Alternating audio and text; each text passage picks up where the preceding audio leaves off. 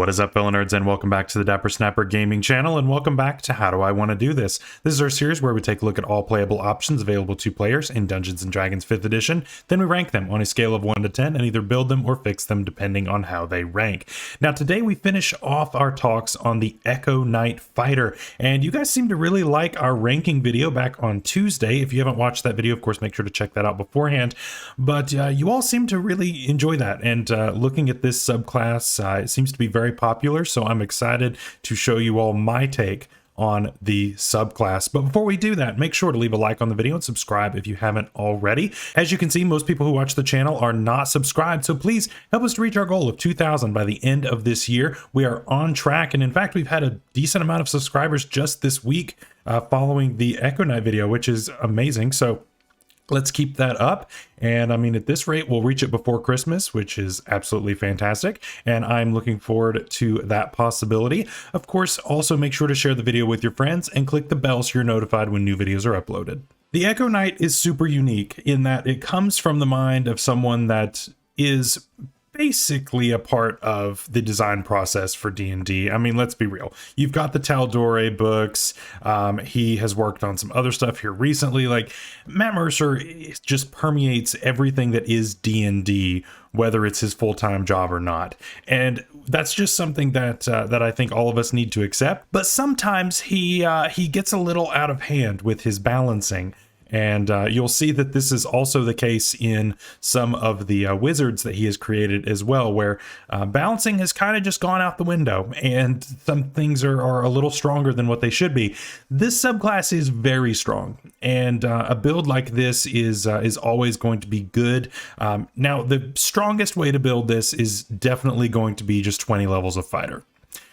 That's usually your best option anyway, is to not multi-class at all. However, I want to serve a different function than what seems to be immediately obvious from the features, especially those at level 3.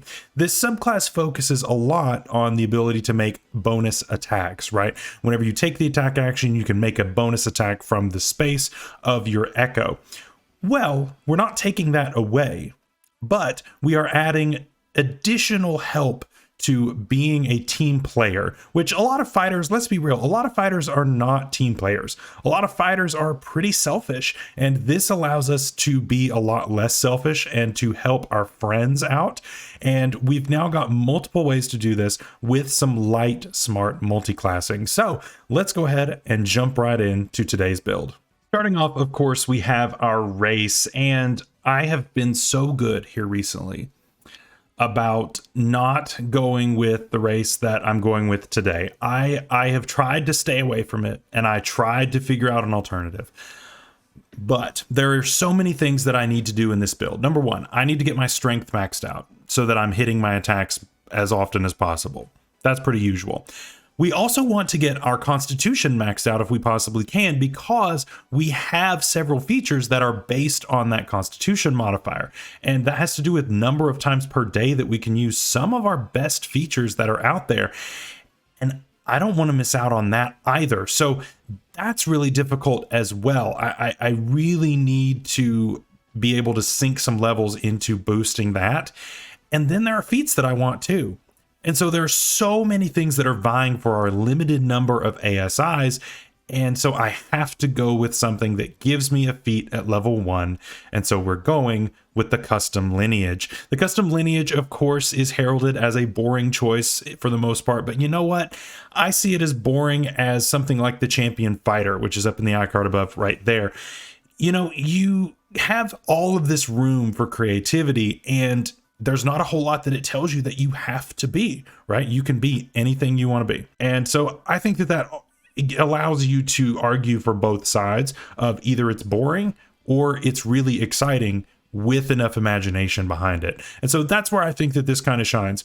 We get a free feat with this, and I want to go with the Sentinel feat. The Sentinel feat is really interesting in relation to the Echo Knight. Now, Sentinel does actually work with our Echo, and this is not coming just from me. This is not just coming from the book. This is actually from sage advice from Matt Mercer himself. Sentinel actually does work with this subclass, which is really nice. You can make opportunity attacks as normal, right? When something leaves your echo space, you can make an opportunity attack as if you were in that space, which means Sentinel would trigger. We then are creating new opportunities to make opportunity attacks, and those would also work with Sentinel, according to Matt Mercer. We unfortunately are not going to be able to make the attack as someone is coming into our range as per Polearm Master, because that does not work with this subclass, again, according to Matt Mercer. But I'm good with having Sentinel. And so that does take down an option for our weapons. I originally wanted a polearm, but the more I looked at it, I was like, I don't think this works. And then I checked Sage Advice, and sure enough, it does not. So maybe your DM would allow you to have it work, but per Matt Mercer, it does not, so we're not going to be doing any kind of polearm shenanigans. As for stats, of course, we're using our modified standard array as always. If you use a different method of doing stats, such as point buy or regular standard array or anything like that, your stats will look a little bit different, but just focus on those top 3 that I focus on, and then you can pretty much get rid of the bottom 3. We're not going to be using them nearly as much. So I'm going to put my 17 in my strength. That is going to be our highest stat for our build. Our constitution is going to come in second with our 15. Our 13 is going to go with our dexterity, our 12 for wisdom, 10 charisma, and 8 intelligence. For your 4th highest, you probably do want to go with wisdom, just because wisdom saving throws are decently common, but charisma and intelligence are somewhat rare, at least in comparison. So we're not going to worry so much about those, and we can just kind of throw those to the side. We do get a single +2 with our custom lineage race, and we're going to put that in our strength, giving us a starting score of 19, which is really, really nice. Of course, you may be starting out a little lower depending on your method, but that's okay. You can, of course, adjust the numbers as you go. As far as equipment goes, I'm going to recommend taking a great sword on this one. We are not going to be crit fishing on this build, so you really could take a great sword or a great axe, whichever one you prefer. I prefer the great sword on this build just because I never bring great swords, and so I wanted to do something a little bit different than what I normally bring. And of course, just grab some nice medium armor.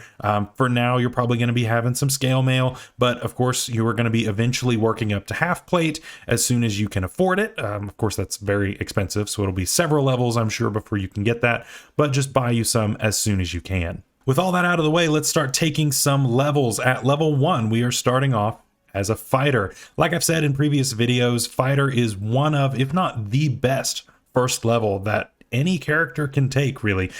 Your saving throw proficiencies aren't the greatest, but having that constitution is really, really nice.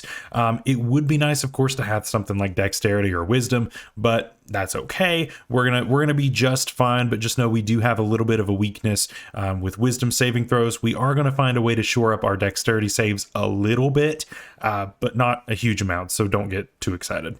At first level, we do get 2 features. We get a fighting style, which is gonna be really nice, and there are a bunch of options that I really like here. The great weapon fighting style is okay. Mathematically speaking, it's not that impressive, especially with a 2d6 weapon rather than a 1d12.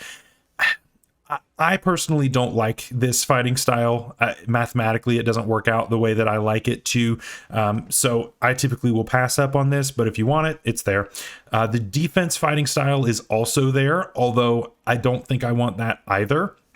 What I really think that I want is going to be menacing attack from the superior technique fighting style. Getting menacing attack allows us to create a fear effect, and we are trying to make a way for us to impose disadvantage on attack rolls. We are going to be more of a defensive use of our echo rather than more of the offensive use. Because let's be real, the offensive use is really already built in, and outside of a couple of different ways, there's not a huge amount of ways to really make that damage go off, because our scaling is really built into the fighter class, right? So ultimately, I'm going to end up not focusing as much on the damage, but the damage isn't going to be bad because we're an Echo Knight. So it can do both, and it can really do just fine at both. So we're going to take Menacing Attack, and that's going to allow us to inflict fear, of course, based on a saving throw that we are going to base on our Strength modifier, which feels really good. That's going to end up being a pretty decent DC, and it will eventually be maxed out. So that feels good. I like that. Also, at first level, we get Second Wind, which is a nice little heal of 1d10 plus our fighter level. And so that's going to scale pretty nicely with us. We are going to be almost all of our levels in fighter. And so this is going to scale along with us most of the way, which feels good. At fighter 2, we get Action Surge. And of course, now we can take 2 actions on our turn, of course, once per rest. That feels really good. And of course, this is going to combo with extra attack and all kinds of other things that we are going to be getting shortly. At level 3, we get our subclass. And so we get 2 features, of course. Again, if you are confused about any of these features that we go over in today's video having to do with the Echo Knight or what we multi-class into, we actually have videos up in the icon above for that kind of stuff. The video for Echo Knight was at the beginning, and when we start multi-classing, there will be a video up in the icon above explaining everything for that as well. So make sure to check those out if you haven't already. We do get Manifest Echo here, which is what allows us to create an echo as a bonus action, and we get a number of really cool features with it. Of course, you can make opportunity attacks from the space of your echo, which is one of the biggest things that I really, really like here. This allows you to lock down 2 5-foot circles. And that's super useful, right? Especially with Sentinel. If something's trying to run away, it has to get by 2 of you, which is pretty cool. Now, if you're using Sentinel, you don't necessarily want to be right next to another Sentinel user because that can get a little weird. So you want to spread yourselves out in this case. And that just gives you a better advantage when it comes to the teleporting feature that this gives you as well. What good does teleporting 5 feet do you, right?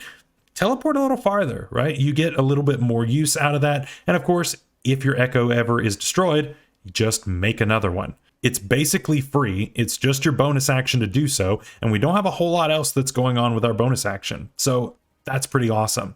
With Unleash Incarnation, this allows us to make a bonus attack when we make the attack action a number of times per day equal to our Constitution modifier, which also feels really good. Again, our bonus action is still free on that turn, so you can do whatever you want. And I really, really like that flexibility. At level 4, we're going to get our first ASI or feat. And you already know I'm taking a feat, and you already know which feat. It's Great Weapon Master. I know that I said I'm not so focused on the damage, but this is an amazing way to boost our damage. And then from now on, we're going to be really just focused on our defensive capabilities and keeping our friends safe. But this allows us to beat down enemies pretty effectively. And you know, the best way to protect your friends is to kill the enemies that are trying to kill your friends. So this allows you to do both very effectively. And so I really think that that is a necessary addition to this build. At level 5, we get extra attack. And so now at level 5, assuming we burn our action surge and we use our Unleash Incarnation, we can actually make 6 attacks in one turn and still have our bonus action, still have our reaction to make an attack of opportunity. And that feels really nice, right? Assuming proper positioning, that feels really good. And that's something that not a lot of subclasses can brag about at this point. And that's what makes this super strong. I absolutely love it. Of course, if it has a low AC, you can dump all of those into it with the Great Weapon Master turned on, and that just makes this go absolutely stupid. At Fighter 6, we get yet another ASI or feat, and I'm going to take one more feat. This time I'm going to take a half feat, and it is going to be the Slasher feat. The Slasher feat allows us to create a nice little catch-22 situation where we hit them with an attack and reduce their speed by 10 feet when they go to try to run.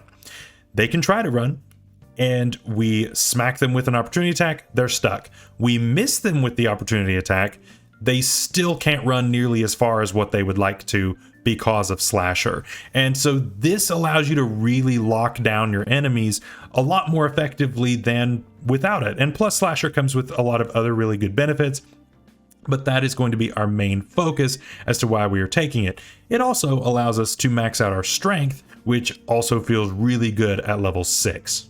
At level 7, we would be getting Echo Avatar. And if it were still the original wording of this feature, I probably would go ahead and take it. But this has been changed in future printings from the original.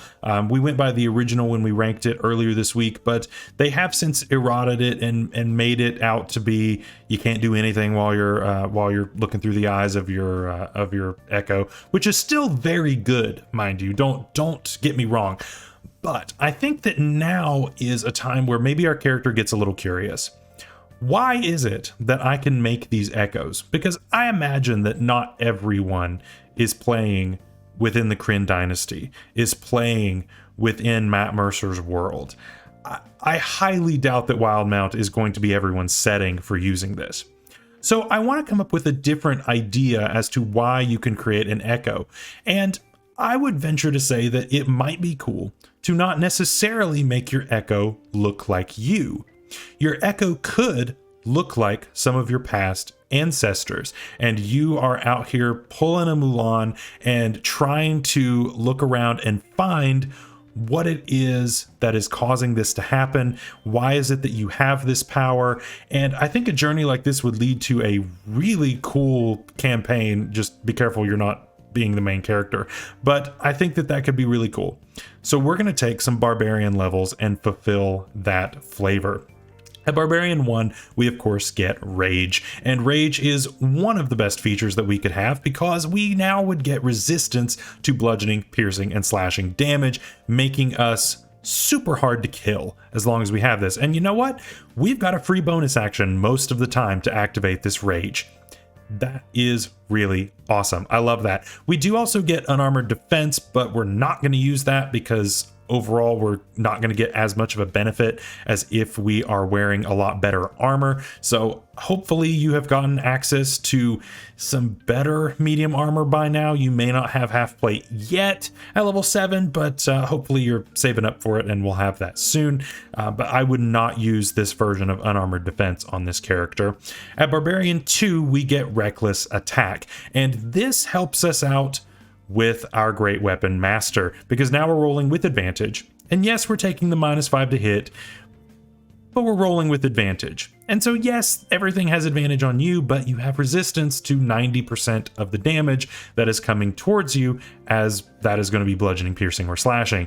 So most of the time you're going to be fine, and you should use Reckless Attack without delay. It's an amazing feature. Yes, there's a bit of a downside to it, but it's way too good for me to worry about that, honestly. We also get Danger Sense, which is good. We get to have advantage on dexterity saving throws as long as we can see whatever the effect is coming, which is really nice. We do only have a +1 to dexterity right now, which is bad. That's not great. And so even with advantage, it's not reliable, but it's something, right? And dex saves are decently common. That's a fireball, right? And so as long as you see the fireball coming, then you have advantage on it, which might end up working out for you. You never know. At level 3, though, we get to choose our subclass, and to no one's surprise, we're going to choose the Ancestral Guardian. And of course, that is up in the icon above right there. Now, most people would probably go with the Zealot when you're going for the power gaming move on this kind of a multi-class, and more power to you. The Zealot makes total sense here in adding more damage with all these attacks you're making. However, I think it is much more flavorful and much more fun to go with the Ancestral Guardians, which gives us a kind of soft taunt feature, kind of like what we talked about in the Cavalier Fighter, which is up in the icon above, if I have any cards left. We talked about the idea of a soft taunt, of giving disadvantage to everything around you except when they attack you.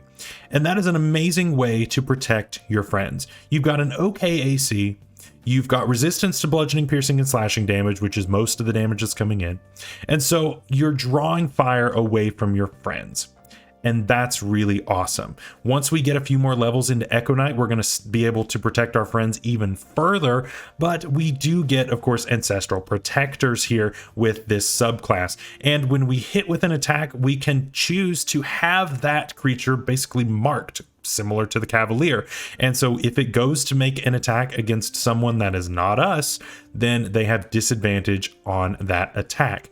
Now, what's awesome here is that this also would apply to your Echo, because the effect is on the opposing creature rather than it saying whenever it makes an attack roll against another creature. It just says when it makes its next attack roll. So if it goes to destroy your Echo, then that counts, which is fine. But more importantly, we're focused on it being against other PCs, your friends that may be a little bit squishier than you, since you are probably going to be the frontliner taking the brunt of most of this damage. Keep in mind that unlike the Cavalier Fighter, this will only affect the first creature that you hit on any particular turn, but you can do this as many times as you want, which is good.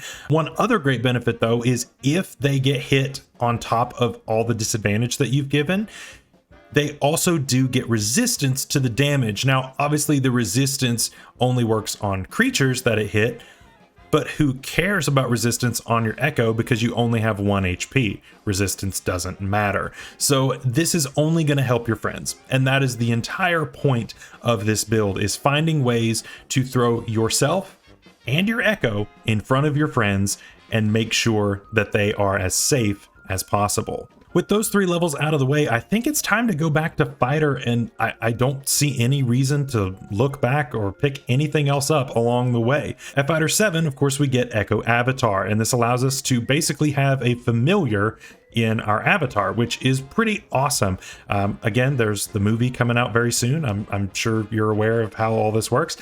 You go blind and deaf, and you've got a 1,000 foot range on what you can see and hear from the safety of your Echo. So this is pretty cool for infiltration, even though it's an object, and so it technically can't make a stealth check, which is a little weird. It can only make saving throws. So it's a little bit of a weird situation, how all of this works, because you have a sentient object. But oh well, the rules aren't super clear on how all of this works, but you know, just talk about it with your DM and come out for something there. At level 8 of Fighter, we do get another ASI or a feat, and I'm going to go ahead and round out my Constitution and my Dexterity here. And so this feels really good. 20 Strength, 16 Constitution, 14 Dexterity. That's not too bad. That's really not too bad here at level 11. And so that, of course, helps us with our dex saves, which I'm sure you're making a decent amount of. It helps us with our constitution checks and saves, which are also decently common. So that's good. That's good. We're looking pretty good so far. We, at level 9, get Indomitable, which is pretty cool. We get to reroll a saving throw, so that's really where we're going to look at using on the wisdom saves and the very rare charisma and intelligence saves. If you're having to make intelligence saves regularly, you may want to talk to your DM, because your DM's being mean. There's only like 6 or 7 spells in the entire game that require an intelligence save, so if you're having to make those often, your DM is just being mean to you, and that's not cool. At Fighter 10, though, we get Shadow Martyr, and this is something that I've been waiting for. Yes, it's level 13, but there's not really a quicker way to get to this feature because it is so late level. Shadow Martyr, of course, allows you to, as it says, throw your Echo in front of your friends, which is pretty cool. Again, you can cheese this because you're not technically required to put your Echo between the creature and the attack, or even adjacent to the attacker. It just has to be within 5 feet of the creature that is being attacked. So that means that you can put your Echo behind your friend. So what this means is that if it's a melee attack and the creature doesn't have reach, just put your Echo on the other side of your friend. When the enemy goes to make the attack on that Echo, it can't reach it. And it's already committed, it can't move and then make the attack. It doesn't work like that. And so technically you can do that. Rules as written. Is your DM going to allow you to do that? Maybe, maybe not. That's up to your DM. Same thing with ranged attacks. You can put that Echo on the other side of the enemy, which means that now you, as the person who is being attacked, are providing half cover for the echo that is now being targeted. And so that may end up turning that hit into a miss. And on the very rare occasion that there is a way that you are within 5 feet of half or 3/4 cover, your echo could get behind that and benefit from that as well. That's going to be much more rare, but that is a possibility if with your proper positioning. At fighter 11, we get extra attack ×2, which is cool. So now we're making even more attacks. So now we can make a total of 6 attacks with our extra attack feature. Attack, extra attack, extra attack. Action surge, attack, extra attack, extra attack. And for each of those actions, we can make an extra attack from the space of our echo. That's 8 attacks in a turn, which is pretty awesome. Now, I will say, looking back, trip attack doesn't look so poor here at this level, and you could always switch this out at an ASI level. I really like menacing attack early on, but the more attacks that I get, trip attack does start to sound a little bit more appealing. And it also helps with keeping things from running away in combination with Sentinel and Slasher. So that is something to consider, is swapping that out halfway through the build, which you are more than welcome to do. And honestly, I would consider doing that around now, if not maybe back at fighter 10 or even fighter 8. At fighter 12, we get another ASI or feat, and basically our ASIs from now on are going to be focused on being bulky and getting more uses of Unleash Incarnation. So we're going to be boosting our Constitution here. So this gets us up to an 18, which is really good. That gives us a 4th use of Unleash Incarnation, which is great. I would have loved to have done this earlier, but I just did not have time. We get our 2nd round of Indomitable at fighter 13, which is pretty cool. At fighter 14, we get another ASI or feat, boosting Constitution one more time to max that out, which feels really good. Then at fighter 15, we get Reclaim Potential. And so now that we've maxed out our Constitution modifier, we're now getting as many HP back on this as we can. Of course, this is temporary HP, and we can't replace regular temporary HP with this. We do have to be dry on temporary HP, but still, this is nice. And we've now maxed out this feature. We've also maxed out our uses of Unleash Incarnation, and all of that feels really nice. At fighter 16, you could boost your dexterity, but I don't think that that's going to be the best thing. If you're going this far, take the tough feat. You can never go wrong with more HP. I'm never going to complain having extra health, and so that's definitely the route that I would go, and definitely take the tough feat to make yourself a little bit bulkier. And finally, at level 20, the fighter 17, we get our 2nd round of Action Surge, and we get our 3rd round of Indomitable. So that is our build for today. I hope you guys enjoyed that. Let's go ahead and jump into our honorable mentions before we go, and I have a few for you. As far as other race options go, my number 1 was the Leonin. The Leonin gives us a bonus action, which we have free most of the time, a bonus action fear effect, which of course would give disadvantage on those checks and those attack rolls as long as somebody can see us, which would be really nice. And so I really like that ability, and I almost went with that over Custom Lineage, but I just had so many feats and so many ASIs to fit in there, I just couldn't do it. But if you get a free feat at your table, then I would go Leonin all day long. Other options out there would be the Goblin. The Goblin, of course, gives you that Fury of the Small, which would allow you to tack on a little bit of extra damage, which is pretty cool. And finally, the Kobold from Monsters of the Multiverse. This would give advantage on every single attack, not making you have to use Reckless Attack, which is pretty cool. And of course, those attacks are not based on creatures making the attack, it's based on the creatures that were targeted, which is good because that means that we can use this from the space of our Echo when it is making attacks. As far as other feat options go, I really like the Mage Slayer feat. We have the ability to close distance pretty well with this build, and being able to get up in the face and shut down any kind of magic users is really good, especially in combination with Sentinel and in combination with Slasher. all that good stuff. This just feels right.